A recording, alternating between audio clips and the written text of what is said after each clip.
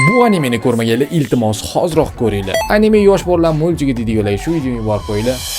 Yepsizlar shu gapinglarga. Jujutsu Kaisen, ya'ni jodugarlar jangi. Bu oddiy anime emas. Animatsiyasi dahshat, syujet shunchaki to'p. Reytinglarda ham yorvorgan. Har bitta sezon bittadan personajda ochiqlab beradi. Alohida personajlarga ham shunaqangi zo'r urg'u berilgan. Fanatlik qilmoqchi bo'lganlar ham uni xarakteridan kelib chiqib rostdan fanat bo'ladi. Allaqachon ko'rganlar bo'lsa, mana qaysi personajga fanatlik qilishimni bilib oldi.